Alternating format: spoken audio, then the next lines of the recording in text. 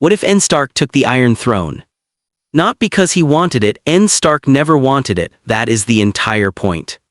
What if the man who hated the game played it anyway, not for himself, not for his house? For the same reason Ned Stark does everything, because it was right, because someone had to, and because the alternative was watching everything he believed in burn.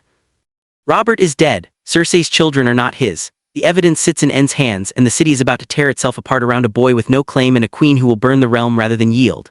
And Ned Stark, the most honorable man in Westeros, the man who has never wanted power and has always understood its cost, looks at the board. He looks at what honor costs in this city. He looks at what it cost Jon or Rin. He looks at what it will cost Jon Snow if the Lannisters win. And he makes the choice that goes against everything his nature prefers. He plays. This is not a story about a good man becoming a tyrant. This is a story about what happens when the most honest man in Westeros sits on the most dishonest chair in the world and refuses to become what the chair has made of everyone else who sat in it. This is what Ned Stark does when he finally stops trying to be honorable in a dishonorable world and starts trying to make the world match the honor instead. King's Landing, the Red Keep, 298 AC. Robert is dying. He has been dying since the boar.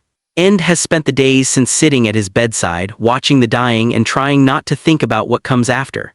Because what comes after requires a set of calculations, and Stark does not make naturally and must force himself through the way some men force themselves through cold water. Robert is in the bed. He is large and pale and diminished, which is wrong in a specific way because Robert's wrongness has always been the wrongness of too much, too loud, too drunk, too present. This wrongness is the opposite. This is the wrongness of absence. The specific terrible quiet of a man who filled every room he was ever in and is now barely filling the room he is dying in. Ned sits beside him. Robert's hand finds his. The boy Robert says. He is safe. Joffrey. Yes.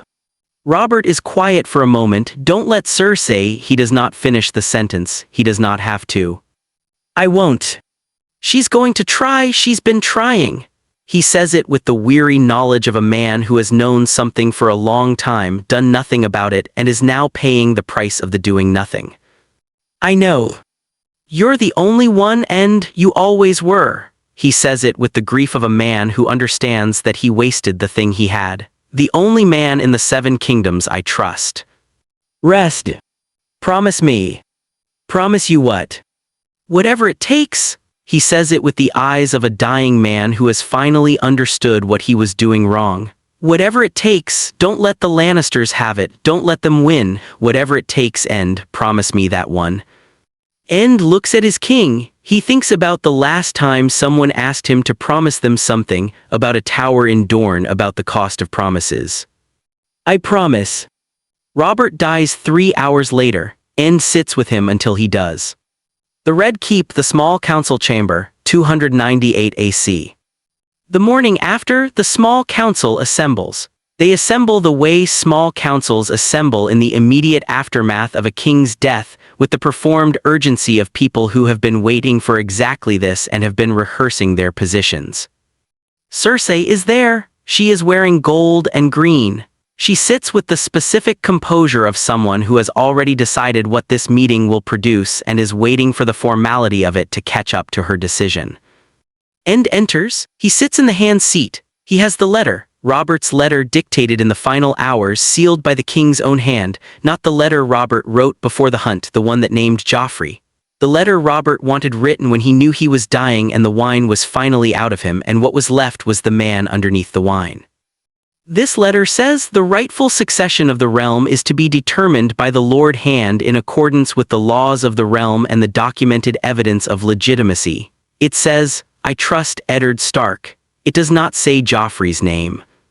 Ned puts the letter on the table.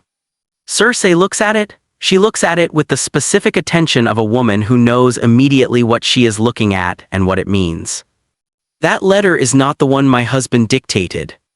It is the one he dictated on his deathbed. The previous letter was written before he had full knowledge of the succession question. What succession question? Ned looks at her. Lady Cersei, we can do this 2 ways. He says it with the quiet of a man who has thought through both ways and knows which one he would prefer and which one he is prepared to take if necessary. We can do this in this room with the small council in the way of civilized people who are capable of receiving truth, or we can do it in the throne room in front of the court with everything that entails. The choice is yours. but the question is going to be answered either way. The room is very quiet. What question? The question of Joffrey's parentage. The room does not change its temperature, but the quality of the air changes, the way the air changes in the moment before a storm when everything goes still. Pycelle begins to speak, Varys watches. Littlefinger's face does the thing it does when he is calculating faster than the situation is moving. Cersei says, "Choose your next words very carefully, Lord Stark." Ned says, "Joffrey Baratheon is not Robert's son." He says it plainly, the way he says everything plainly. He is the son of Sir Jaime Lannister and Queen Cersei. The evidence is documented. Jon Arryn died finding it. It is not in question. Cersei stands. "Sit down, my lady. You do not tell me to. I am the hand of the king, and until the question of succession is resolved, I speak with the king's authority. Sit down." She sits, not because she is controlled, because she is calculating, because Cersei Lannister knows when a situation requires the appearance of compliance while the real response is being assembled. Ned looks at the table. The line of succession passes to Stannis Baratheon. Lord Stannis is Robert's true heir. I am dispatching ravens today to inform Lord Stannis of his king's death and to invite him to King's Landing to assume the throne. Pycelle says, "Your Grace." "I am not your grace." Ned says it with the specific correction of a man who is aware of the title and is not taking it. "I am the hand. The hand serves the realm until the rightful king is seated." Littlefinger says, "Lord Stark, this is a delicate situation." He says it with the warmth of a man who has been waiting for a delicate situation and is pleased it has arrived. The people know Joffrey as the prince. A sudden revelation of illegitimacy, the city will not take it well. The city will take the truth. Truth is what it is regardless of what the city takes. That is an admirable position. It is also, if you will forgive me, the position of a man who hasn't governed this city before. Ned looks at him. "Lord Baelish, I am aware that you have been embezzling from the crown for years. I am aware of the specific mechanism and the approximate amount. I have not yet decided what to do about it. What I am deciding in this moment is whether to decide now or later. I would suggest your next contribution to this discussion be constructive." The room is very quiet. Littlefinger says nothing. Ned says, "The ravens go today. Stannis Baratheon is the rightful king. Until he arrives, this council governs in his name, that is all." He stands, he looks at Cersei, she looks at him. There is a conversation happening in this look that does not require words. She is telling him, "You have no idea what you have started." He is telling her, "I know exactly what I have started." Both of them are right. He walks out.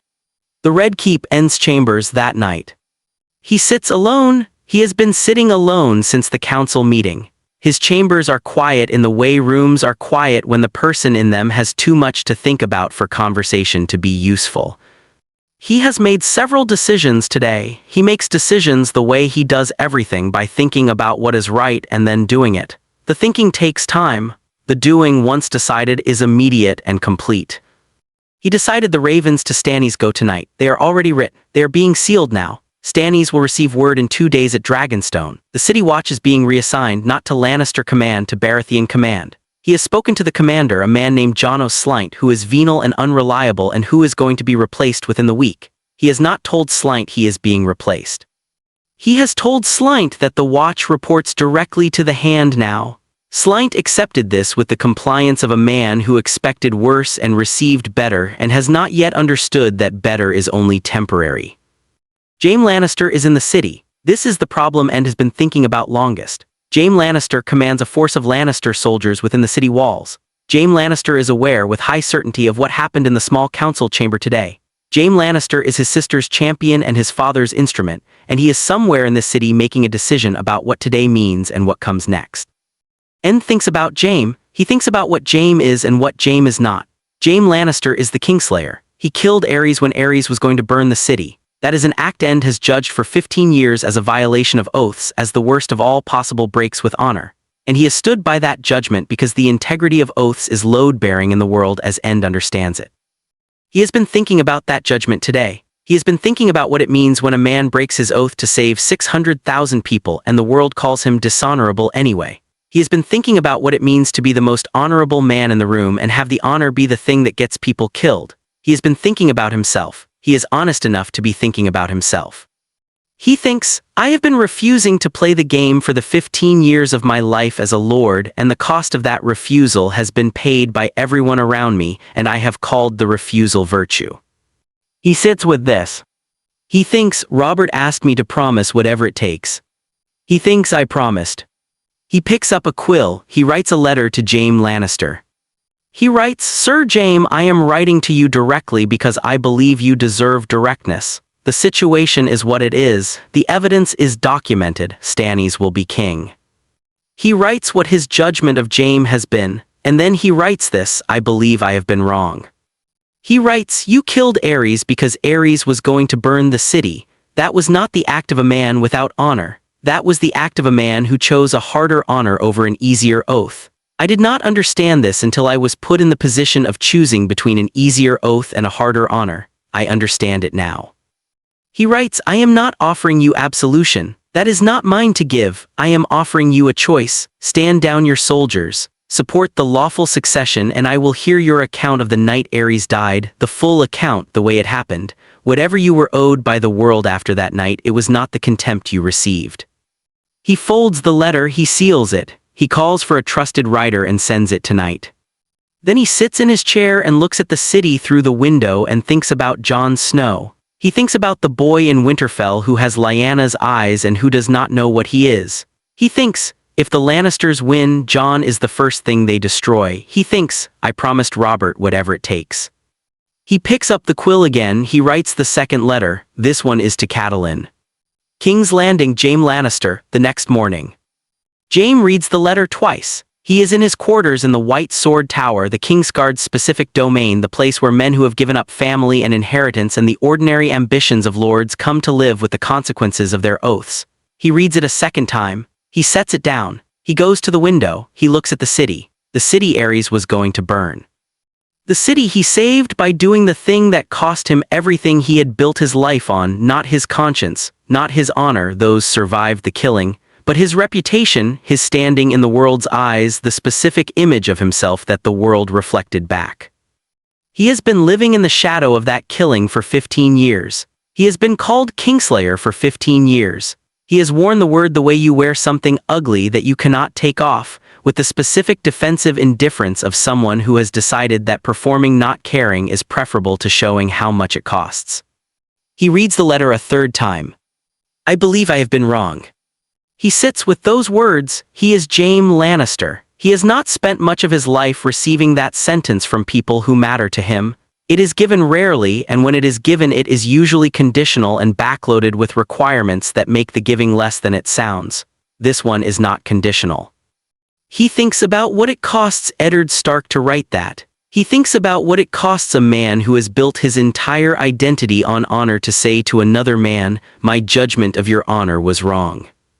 He thinks, this is either the most honest thing anyone has said to me in 15 years, or the most sophisticated manipulation I have ever encountered. He thinks about Ned Stark. He thinks, it is the most honest thing anyone has said to me in 15 years. He writes back.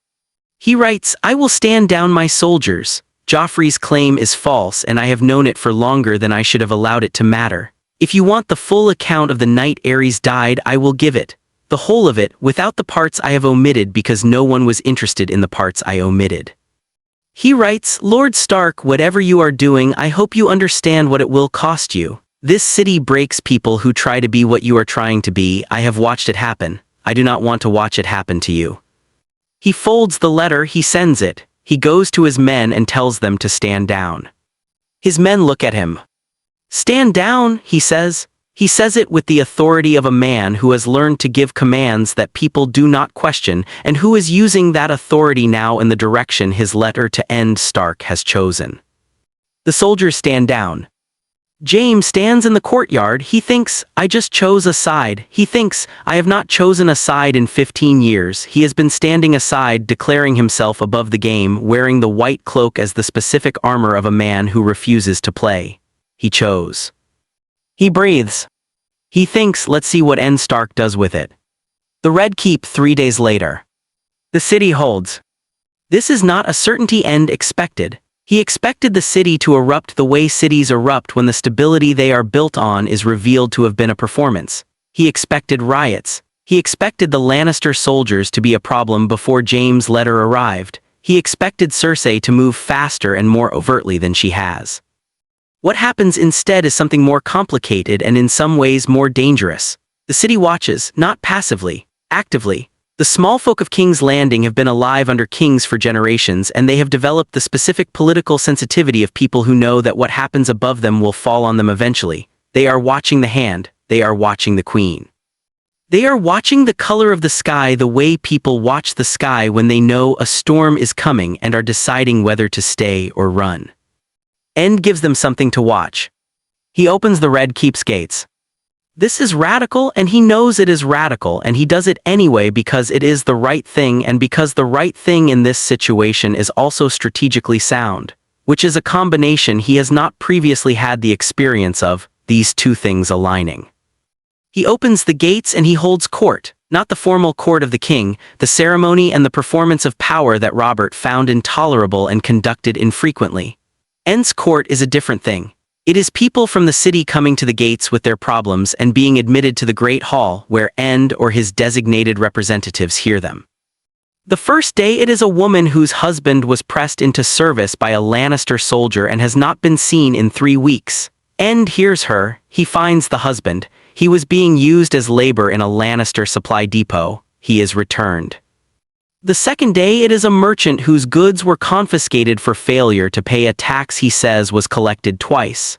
End reviews the records, the tax was indeed collected twice, the goods are returned. The third day there are 40 people at the gate, he hears them all, it takes most of the day. His steward tells him, this is not how a hand functions. End says, then I am functioning differently. Varys comes to him on the third evening. He comes with the specific soft footstep that announces nothing and delivers Varys as a fact present in the room before his arrival has been registered. The city is talking about you. I am not interested in what the city says about me. You should be, he says it with the gentle precision of someone making a point he believes matters. The city is saying that the hand opens the gates and hears grievances and returns things that were taken, and that in 6 years under Robert nothing like this has happened. They are saying this in taverns and in markets, and in the way that things spread through King's Landing when they capture something people have been wanting to say. What are they saying? That you are the first honest man to sit at that table in a long time. They are saying it carefully because they have learned that saying such things too loudly has consequences, but they are saying it. End looks at his desk. He has been at this desk for 18 hours. What does Cersei do? She writes letters to her father. Tywin is in the Westerlands. The letters have been going for 3 days. How long before Tywin responds with soldiers? He may not. Varys says it with the careful delivery of someone presenting information they want received exactly right. Lord Tywin is a man of calculation. He has been calculating this situation since the Ravens went to Dragonstone. The calculation includes several variables that were not present when Cersei expected him to mobilize. Name them. Lord James' support for your position, the documentation of the succession claim which is impeccable and which Tywin knows he cannot legally challenge. And you, he says it with a pause before it, the pause of a man building to a point. Lord Tywin did not expect you to be what you are proving to be. What am I proving to be? A man who knows what he is doing. Tywin expected you to act the way you acted in your first days here, honorably, directly, without the game. He did not expect you to open the gates. It was the right thing to do. Yes, it is also the strategically brilliant thing to do. The city's loyalty, Lord Stark, is the one resource in King's Landing that cannot be purchased or intimidated. It can only be earned. You are earning it. Tywin knows this, and Tywin respects it even when he is opposed to it. End is quiet. I did not open the gates to earn loyalty. I know that is precisely why it worked. King's Landing, Cersei, those same days. Cersei has 3 problems. She identifies them in the specific systematic way she identifies problems, immediately and in order of threat. First, the documentation is real. She has seen enough of it to know that Ned Stark did not fabricate what he brought to the small council. The birth records, the Baratheon lineage, the evidence Jon Arryn died gathering. It is real and it is documented, and the documentation has been copied and distributed in ways that mean destroying the original copies does not solve the problem. Second, Jaime stood down his soldiers. This is the one she did not see coming. She expected Jaime to act. She expected Jaime to do what Jaime always does when she is threatened, move toward the threat and eliminate it. Instead, he wrote Ned Stark a letter about honor, told his men to stand down, and came to tell her personally that he thought she should negotiate. She told him things she regrets saying. He left. He is somewhere in the castle and she does not know where, and that is the specific kind of not knowing that Cersei finds intolerable. Third, her father is not responding the way she expected. Tywin's letters are measured. They are not the letters of a man who is mobilizing. They are the letters of a man who is assessing, who is watching. She reads between the lines with the specific intimacy of a daughter who has read her father's correspondence all her life. Considering the possibility that Ned Stark is a development rather than a problem, Tywin considers very few people developments. She goes to End. She does not announce herself. She arrives at his solar door, knocks and enters before the answer comes. He is at the desk. He looks up. She closes the door. She sits. He looks at her. What do you want? What do I want? From me, from my family, you have the succession arranged. Stannis is coming. The documentation is in distribution. You have won. She says it with the specific flatness of a woman who says words that cost her without letting the cost show. What do you want? I want your children to live. He says it simply. Not as heirs, not as royalty. Joffrey and Miachella and Tommen deserve to be alive and safe. That is what I want for them. Cersei looks at him. She is trying to find the angle, the manipulation, the thing underneath the words that the words are covering. She is very good at finding this in people, and she is not finding it. And me. I want you to understand something before you make your next move. He says it with the weight of a man who has thought about this speech and is giving it exactly as he prepared it. The Lannisters have gold and soldiers and the loyalty of a great house. I have the loyalty of the city and the documentation and the law. If you force a conflict, people die. That is what conflict means. People die, your children among them potentially. That is not a threat. That is what war is. I have been to war. I know what it takes from people. He looks at her. I am not your enemy, Lady Cersei. I am the man who stands between your children and what Stannis would do to them without me here to moderate it. Stannis is just. He is not merciful. The difference between just and merciful is the difference between your children living and not. She looks at him. You are asking me to trust you. I am asking you to consider that I have not lied to you. I have not lied to anyone in this city. That is a strange quality in King's Landing, but it means my word is something you can actually calculate with. I mean what I say about your children. She is quiet for a long moment, and Jaime is a member of the Kingsguard. His place is with the Kingsguard. I have no intention of moving against Jaime. He pauses. I owe Jaime a conversation. When Stannis is here and the succession is settled, I intend to have it. Cersei looks at him. You are a very strange man, Lord Stark. I have been told.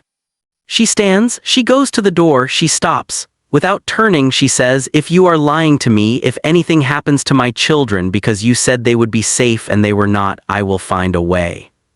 I know nothing will happen to them. She leaves. End sits at his desk. He thinks, that went as well as it could have, and also nothing is settled, and Tywin Lannister has not moved and Stannis has not arrived and the city is watching and anything could still happen. He picks up the next petition. He keeps working. King's Landing, Tywin's Raven, Day 7. Tywin's Raven arrives on the 7th day. End reads it at his desk. He has been waiting for it. He has been tracking the days and calculating the time it would take for a raven to reach Casterly Rock and a response to return, and he has been prepared for the response to be the mobilization of Lannister forces. He reads. The letter says, Lord Stark, you have managed this situation with more competence than I anticipated and with more fairness than I believed a northerner capable of in the specific context of southern politics. I have been receiving reports. The city has not erupted. Jaime stood down without bloodshed. The documentation is impeccable. Stannis arrives with the fleet in 4 days. I will not mobilize. He says this sentence by itself, with the specific weight of a decision being conveyed as settled.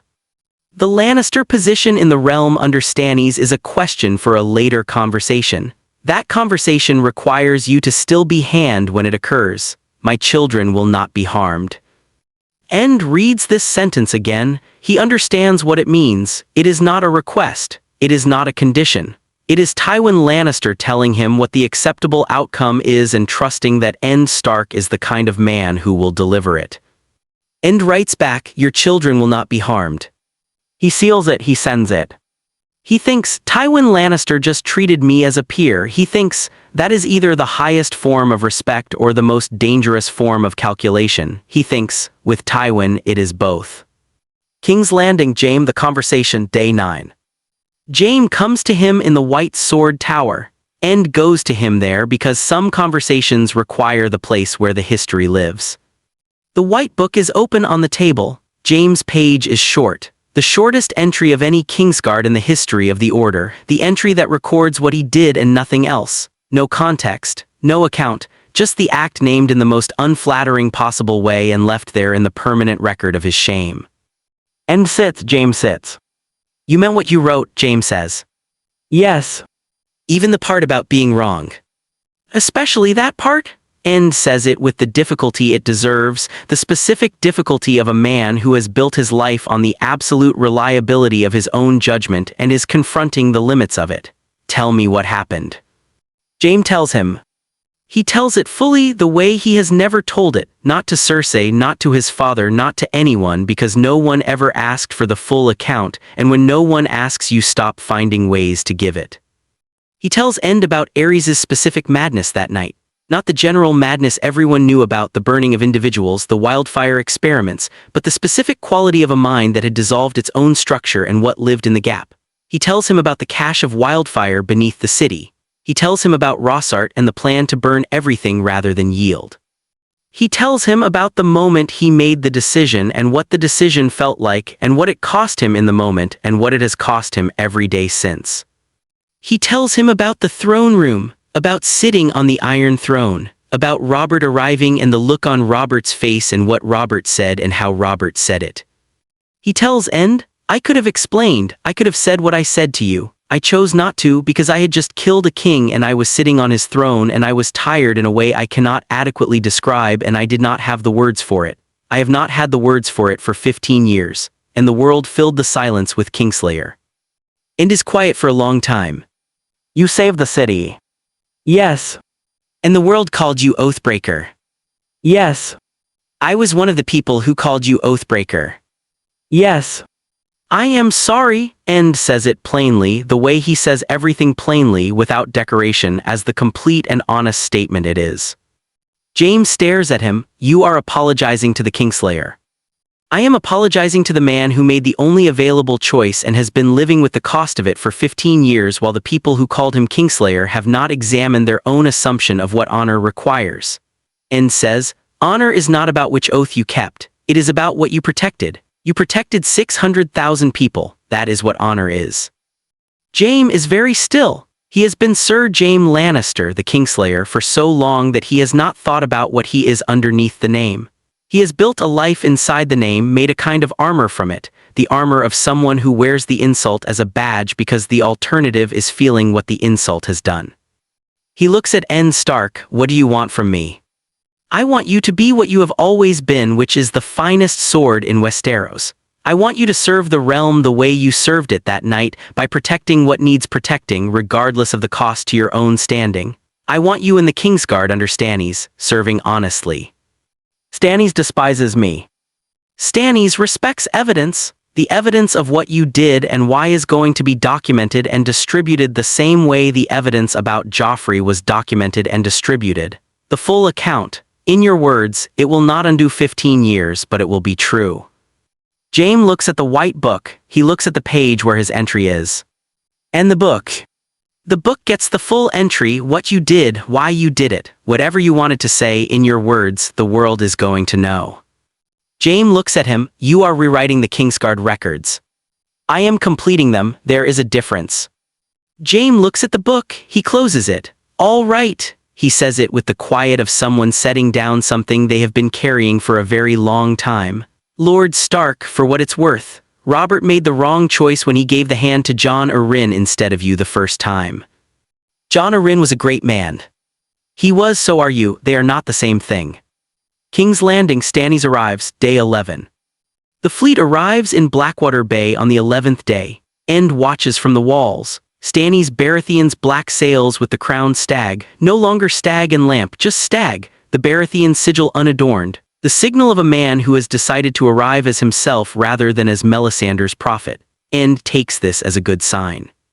The city watches. The city has been watching for 11 days, and it knows what this fleet means, and the watching has a different quality today. Not the watching of people waiting to see what disaster arrives. The watching of people who have been given in 11 days of open gates and heard petitions and returned goods and the replacement of Slynt with Barristan, a reason to want the person in charge to continue being in charge. The fleet docks. Stannis comes ashore. He looks exactly like what he is, a man who has been waiting to be king for his entire life and is arriving at the moment without joy and without false modesty and with the flat, complete intention of someone who is going to do what he came to do and do it correctly. He looks at End looks at him. Lord Stark. Lord Stannis. You held the city. The city held itself. I opened the gates. I have been reading the reports. You also replaced the City Watch commander, neutralized the Lannister soldiers without violence, restructured the Master of Coins accounting, replaced the Grand Maester, and heard petitions daily for 11 days. For a man who does not want power, you wielded it with considerable effectiveness. I wanted the city to be ready for you. It is ready. Stannis looks at him, and what do you want in return? Nothing for myself, End says it directly. For the realm I want 3 things. I want the truth about Joffrey's parentage entered into the official record and distributed to every great house. I want the account of James' killing of Aerys entered into the Kingsguard record in full, and I want Joffrey, Miachella, and Tommen to live safely as Lannisters, not as prisoners or threats. Stannis is quiet. You are asking me to be merciful. I am asking you to be just. Justice does not require punishing children for the circumstances of their birth. Cersei is another matter that is between you and the law. The law says treason has consequences. Yes, I leave that in your hands. Stannis looks at him, the Kingsguard record, Sir Jaime. He saved 600,000 people, the record should reflect that. Stannis is quiet for a long time. I will consider it. Consider it carefully. The world already knows the name Kingslayer. It does not yet know the full story. A king who reveals the full story of what Jaime did and why and restores his honor will be seen as just. A king who continues to punish a man for saving the city will be seen as something else. That is a political argument.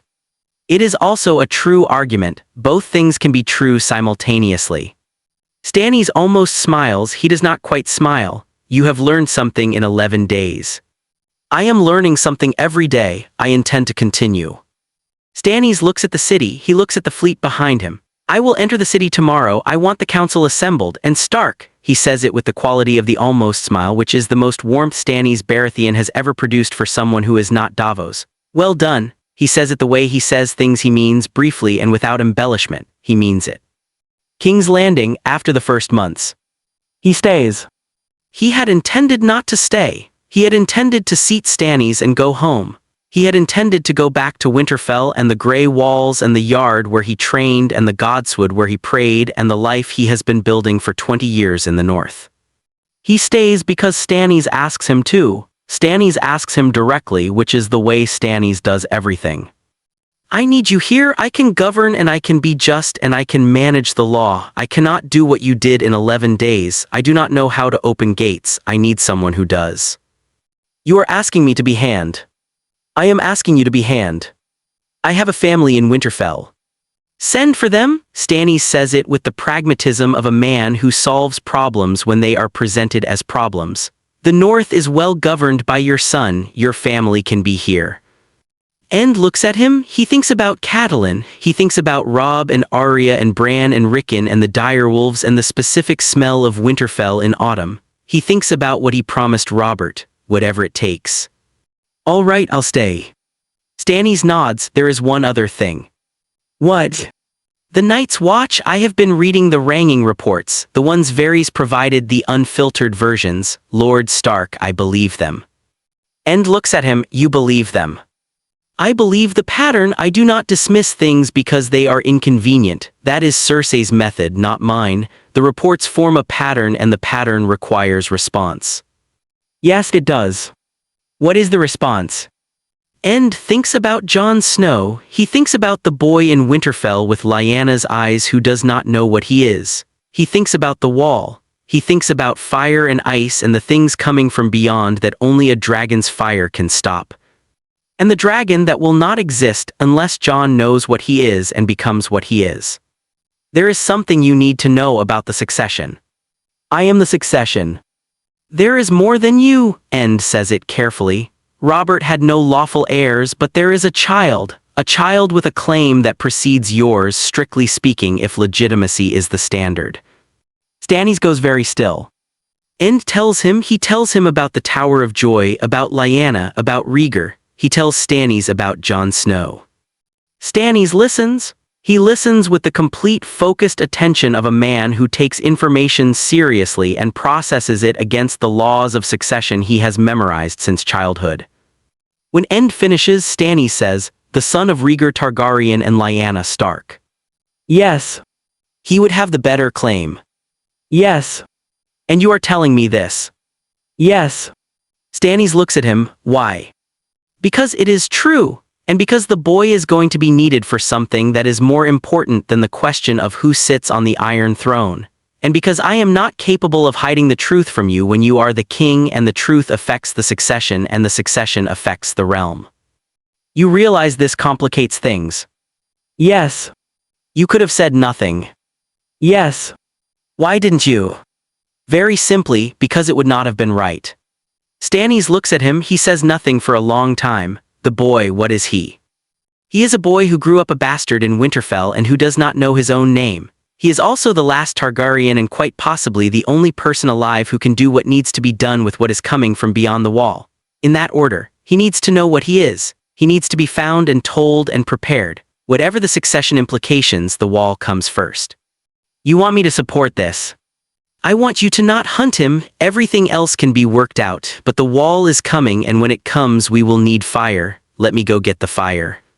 Stannis is very quiet. You want to go north. I want to go home. End says it with the specific weight of 11 days of not being home and everything those 11 days cost. And I want to tell my nephew who he is, and I want to bring him south when he is ready, and I want the realm to be prepared for what is coming. And you want to be Hand. I want to do both. I believe both are necessary. I believe I can do both if you permit it. Stannis looks at him. You are asking a great deal. I know. You usually ask nothing for yourself. This is for the realm. It is also for your nephew. Yes, both things are true. Stannis says, I will grant it. He says it with the flat certainty that means he has decided. Go north, bring the boy back when he is ready. The succession question remains open until we understand the full picture, but the wall is the priority. You are right about that. End nods, thank you. Don't thank me, come back with the fire. End goes. King's Landing, the night before End leaves.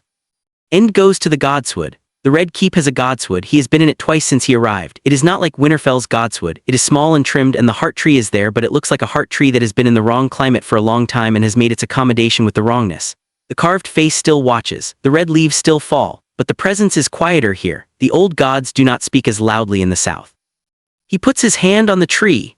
He stands for a long time. He thinks about everything that has happened in 11 days.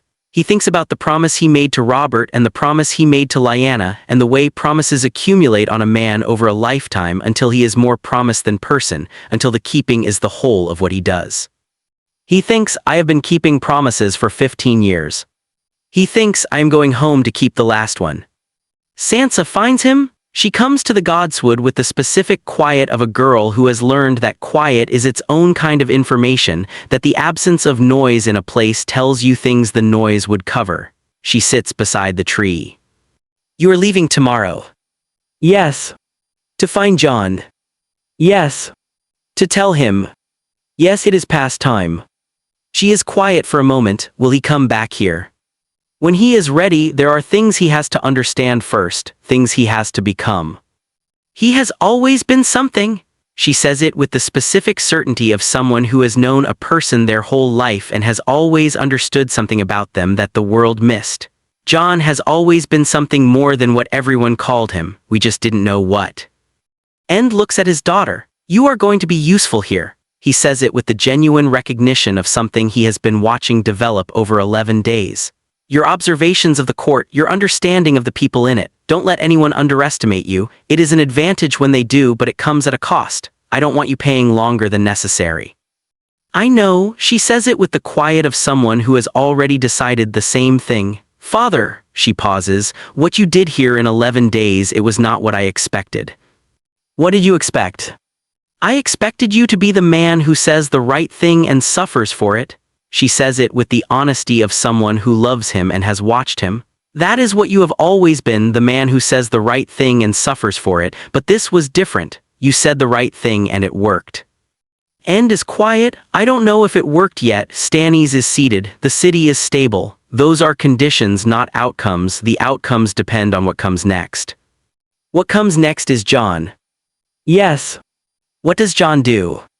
He goes north. He faces what is coming. And if what I believe is true about what he carries in his blood, he faces it with something the realm has not had for a very long time. Fiery. End looks at her. You knew about that too. I suspected. I have been reading the history since you told me to watch and learn the Targaryen records, fire and ice. Jon has always been cold in the specific way of the north and something else underneath it. I could never name the something else. I think I can now. When did you become this perceptive? I have always been this perceptive. She says it with the gentle correction of a daughter who has been underestimated for a long time and is done allowing the underestimation to be accurate. I simply had nothing to be perceptive about in Winterfell that mattered. This matters. Yes, it does. He puts his hand on her head, the gesture of a father who has not done it enough and is doing it now. Look after things while I am gone. I will. Write to me. Every day. He goes back to his chambers. He packs. He sleeps briefly, the specific brief sleep of a man who has too much to do and knows it and rests for as long as the knowing permits. In the morning he rides north. The King's Road north 298 AC. He rides north. He rides north on the King's Road and the city falls away behind him and the air changes and the sky opens and he breathes in the first clean breath he has taken in weeks. He is going home. He is also going to do the hardest thing he has ever done. Tell a boy who has grown up as a bastard in Winterfell that he is the last Targaryen and that the realm needs him and that his mother died for him and that 14 years of not knowing was the price of keeping him safe. He rides. He thinks about what Lyanna would say. He thinks about bells. He thinks about a girl who was never afraid of anything and who would find, he suspects, some irony in the fact that her brother rode south to save the realm and ended up staying and is now riding north to bring the piece of the realm that matters most back with him. He rides through the neck. He crosses into the north. The air changes. He breathes it in. He thinks about the promise, not Robert's promise, the older one. Promise me end. He has been keeping that promise for 15 years. He's going to keep it a little longer. He's going to go home and look at his nephew with Lyanna's gray eyes and he's going to tell him the true thing at last. And then they're going to go north together to the wall to what is coming. The Warden of the North and the last Targaryen, the most honorable man in Westeros and the boy built from fire and ice. Together. What if Ned Stark took the Iron Throne? He opened the gates. He heard the petitions. He told the truth to a king who might have used it against him and trusted the king's sense of justice to do the right thing with it. He apologized to the Kingslayer. He sent the ravens. He stayed when he wanted to leave and left when he needed to go home. He did not take the throne. He never wanted it. What he wanted was exactly what he built in 11 days, a realm that worked the way it was supposed to work, a succession that followed the law. A city that opened its gates. And then he rode north to a boy with gray eyes who doesn't know his name yet, to the promise, to the long night, to the fire. Winterfell. Jon the return. Jon is in the training yard when End arrives. This is where Jon always is in the morning. He has been in the training yard most mornings of his life and the habit is so deep that End knows where to look without asking. He stands at the entrance to the yard. Jon is working through forms with a practice sword, the specific focused repetition of someone who is not training for a session but thinking with his body, using movement to process something too large for stillness. He stops when he sees End. He looks at him. You came back. I said I would. The Ravens, the city, is still standing. Stannis is seated. The Lannisters have stood down. The petitions are heard. he pauses. It is not finished, but it is begun. Jon looks at him. You did it. With a great deal of help from people I underestimated. He says it with the honesty of a man who has returned from a place that revised several of his opinions. Jon, put down the sword. I need to tell you something. Jon puts down the sword. He looks at End. He knows. He has always known in the way that Jon knows things no one tells him by the shape of the silence around them. He knows something is coming that is large and that is about him. And he looks at End with the specific gray eyes that are Lyanna's eyes that End has looked at for 15 years and seen everything he could not say. Tell me. End tells him. He sits on the bench beside the training yard and he tells Jon Snow everything. He tells him from the beginning, which is Rhaegar and Lyanna, which is a love story the world called a crime and which ended in a tower in Dorne. He tells him about the Tower of Joy and Arthur Dayne and the promise. He tells him about the name she gave him, whispered in her last hours. He tells him what Robert would have done if he had known. He tells him who he is. Jon listens. He listens in the Godswood way, the complete focused quiet of someone receiving something enormous and choosing to receive it with all of themselves rather than only the parts prepared for it. When End finishes, the yard is very quiet. Jon says, I'm a Targaryen. Aemon, she named you Aemon. End says it carefully. I have been calling you Jon. I will keep calling you Jon. The name is yours to use as you see fit. Jon, he says it with the flat simplicity of a decision already made. I am Jon. The other name is history. Jon is what I am. End looks at him. Yes, it is. The world. Yes. Something is coming. Yes. And fire is the answer. I believe so. I cannot be certain. I believe. Jon is quiet for a moment. You came back to tell me this yourself. You could have sent a letter. No, I could not have sent a letter. Why? Because some things have to be said in person. Because she asked me to protect you. Because you have been asking me who your mother was with your eyes for 14 years and you deserve to hear the answer out loud from someone who loves you. Do you? Yes, End says it with the simplicity it deserves. You are hers. She was my sister. How could I not? Jon is very still. What was her laugh like? Like bells, silver bells on a winter morning. Jon nods. He picks up the practice sword. I'm going to need better training than Sir Roderick. Yes. I'm going to need to go to the wall. When you are ready. How will I know? You will go to the wall, and when you get there you will know because the wall will tell you. Things announce themselves when you are ready to receive them. Jon looks at the practice sword. He sets it back down. End. Yes. Thank you. He says it with 14 years behind it, which is not a lot of time and also a very great deal of time, which is the specific weight of everything that has lived in the silence between them and is now having its shape acknowledged. You're welcome.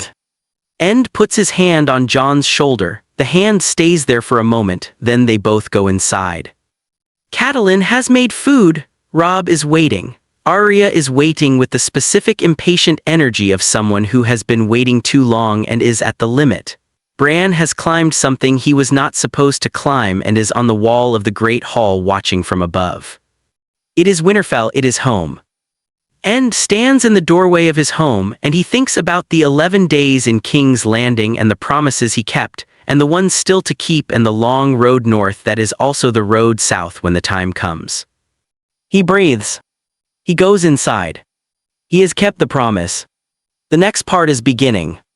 He never wanted the throne. That is the whole story underneath the story. He opened the gates because it was right. He heard the petitions because people deserve to be heard. He apologized to the Kingslayer because he was wrong. He told Stannis about Jon because it was true. He did not do any of it for power. He did all of it because it needed doing and he was the person standing there when it needed doing, and because Robert asked him to promise whatever it takes. And Ned Stark keeps his promises. Even the ones that cost him everything. Even the ones that require him to sit in the chair he never wanted. Even the ones that send him riding north in the first good breath he has taken in weeks, going home to the boy with his sister's eyes to say the words that should have been said 14 years ago. Promise me, End. I promise. I promise. I promise. He rode north with the weight of 2 promises and the specific lightness of a man who has finally stopped apologizing for being what he is. Honest, direct, willing to say the true thing in a city built on lies. It turns out that was enough. It turns out that was the whole of what was needed. Not a player. Not a schemer. Just a man who meant what he said. He rides through the neck. The air changes the moment the road climbs out of the marshes. He breathes it in like a man who has been underwater too long. He thinks about the promise, not Robert's promise, the older one. Promise me end. He has been keeping that promise for 15 years. He's going to keep it a little longer. He's going to go home and look at his nephew with Lyanna's gray eyes, and he's going to tell him the true thing at last. And then they're going to go north together to the wall, to what is coming. The Warden of the North and the last Targaryen, the most honorable man in Westeros and the boy built from fire and ice. Together. What if Ned Stark took the Iron Throne? He opened the gates, he heard the petitions. He told the truth to a king who might have used it against him and trusted the king's sense of justice to do the right thing with it. He apologized to the Kingslayer. He sent the ravens. He stayed when he wanted to leave and left when he needed to go home. He did not take the throne, he never wanted it. What he wanted was exactly what he built in 11 days, a realm that worked the way it was supposed to work, a succession that followed the law, a city that opened its gates. And then he rode north to a boy with gray eyes who doesn't know his name yet, to the promise, to the long night, to the fire. Winterfell. Jon the Return. Jon is in the training yard when End arrives. This is where Jon always is in the morning. He has been in the training yard most mornings of his life, and the habit is so deep that End knows where to look without asking. He stands at the entrance to the yard. Jon is working through forms with a practice sword, the specific focused repetition of someone who is not training for a session but thinking with his body, using movement to process something too large for stillness. He stops when he sees End. He looks at him for a long moment, as if confirming that the shape in the entrance is real and not another rumor the ravens brought. You came back. I said I would. The ravens, the city is still standing. Stannis is seated. The Lannisters have stood down. The petitions are heard. He pauses, choosing the next words carefully. It is not finished, but it is begun. Jon looks at him. Something shifts behind the gray eyes, relief or disbelief, or the quiet recognition that the man who left Winterfell months ago has returned different. You did it. With a great deal of help from people I underestimated. End says it with the honesty of a man who has returned from a place that revised several of his opinions. Jon, put down the sword. I need to tell you something. Jon puts down the sword. He looks at End. He knows. He has always known, in the way that Jon knows things no one tells him, by the shape of the silence around them. He knows something is coming that is large, and that is about him. And he looks at End with the specific gray eyes that are Lyanna's eyes that End has looked at for 15 years and seen everything he could not say. Tell me. End tells him. He sits on the bench beside the training yard, the same bench where Jon has sat 1,000 times after practice, and he tells Jon Snow everything. He tells him from the beginning, which is Rhaegar and Lyanna, which is a love story the world called a crime and which ended in a tower in Dorne. He tells him about the Tower of Joy and Arthur Dayne and the 3 Kingsguard who died there. He tells him about the promise extracted in a fevered voice that still echoes in End's memory. He tells him about the name she gave him, whispered in her last hours while the midwife held the newborn and the blood would not stop. He tells him what Robert would have done if he had known, how the Warhammer would have found another infant, how the realm would have celebrated the end of a line while a sister's child paid the price. He tells him who he is. Jon listens. He listens in the Godswood way, the complete focused quiet of someone receiving something enormous and choosing to receive it with all of themselves rather than only the parts prepared for it. He does not interrupt. He does not look away. The practiced sword lies forgotten on the packed earth. When End finishes, the yard is very quiet. Even the wind seems to hold its breath. Jon says after a long silence, I am a Targaryen. Aemon, she named you Aemon. End says it carefully as if the name itself still carries weight. I have been calling you Jon. I will keep calling you Jon. The name is yours to use as you see fit. Jon, he says it with the flat simplicity of a decision already made. I am Jon. The other name is history. Jon is what I am. End looks at him. Yes, it is. The world. Yes. Something is coming. Yes. And fire is the answer. I believe so. I cannot be certain. I believe. Jon is quiet for a moment longer. He turns the practiced sword over in his hands, then sets it aside again. You came back to tell me this yourself. You could have sent a letter. No, I could not have sent a letter. Why?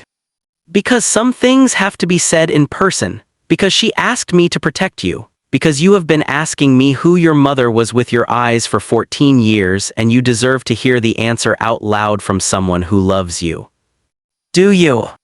Yes, End says it with the simplicity it deserves. You are hers, she was my sister, how could I not? Jon is very still, the gray eyes do not leave End's face.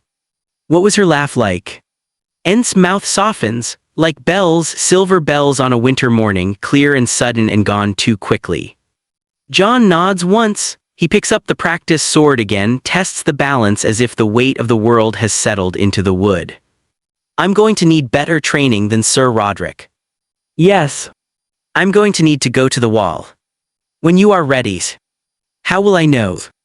You will go to the wall, and when you get there you will know because the wall will tell you. Things announce themselves when you are ready to receive them.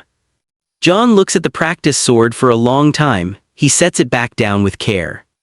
And, yes. Thank you. He says it with 14 years behind it, which is not a lot of time and also a very great deal of time, which is the specific weight of everything that has lived in the silence between them and is now having its shape acknowledged. You're welcome. End puts his hand on Jon's shoulder. The hand stays there for a moment longer than usual as if measuring the young man the boy has become. Then they both go inside. Catelyn has made food. The smell of it reaches the yard before they do. Robb is waiting near the high table, arms crossed, trying not to look anxious and failing. Arya is waiting with the specific impatient energy of someone who has been waiting too long and is at the limit of her patience. She has already climbed halfway up one of the pillars and is pretending she has not. Bran has climbed something he was not supposed to climb and is on the wall of the great hall watching from above, legs dangling, eyes bright. It is Winterfell, it is home. End stands in the doorway of his home and he thinks about the 11 days in King's Landing, the open gates, the petitions, the letter to Jaime, the conversation with Stannis, the weight of 2 promises that somehow became lighter the moment he started keeping them properly. He thinks about the promises still to keep and the long road north that is also the road south when the time comes. He breathes. He goes inside. He has kept the promise. The next part is beginning. He never wanted the throne, that is the whole story underneath the story. He opened the gates because it was right. He heard the petitions because people deserved to be heard. He apologized to the Kingslayer because he was wrong and because the truth mattered more than the comfort of an old judgment. He told Stannis about Jon because it was true and because the wall comes before the succession. He did not do any of it for power. He did all of it because it needed doing and he was the person standing there when it needed doing, and because Robert asked him to promise whatever it takes. And Ned Stark keeps his promises. Even the ones that cost him everything. Even the ones that require him to sit in the chair he never wanted, if only for 11 days, and make the chair serve the realm instead of the other way around. Even the ones that send him riding north in the first good breath he has taken in weeks, going home to the boy with his sister's eyes to say the words that should have been said 14 years ago. Promise me, End. I promise. I promise. I promise. He rode north with the weight of 2 promises and the specific lightness of a man who has finally stopped apologizing for being what he is. Honest, direct, willing to say the true thing in a city built on lies. It turns out that was enough. It turns out that was the whole of what was needed. Not a player. Not a schemer. Just a man who meant what he said, and who, for 11 days in a city that had forgotten what that looked like, made the city remember. Winterfell is quiet that night in the way only the north can be quiet. The wind moves through the godswood, the heart tree watches with its carved face. Somewhere beyond the wall the cold is gathering, patient and certain. Ned Stark sits for a while in the godswood after the household has gone to sleep. He puts his hand on the heart tree the way he has done since he was a boy. He does not ask for guidance, he does not need it tonight. He already knows the next step. Tomorrow he will begin teaching Jon what the wall will require. The day after that, or the day after that, they will ride north together. And when the time comes, the realm will have its fire, not because a prophecy demanded it, but because a man who never wanted the throne kept a promise and told the truth when the truth was hardest. That in the end is the entire story. A man who meant what he said. And the boy who finally heard it.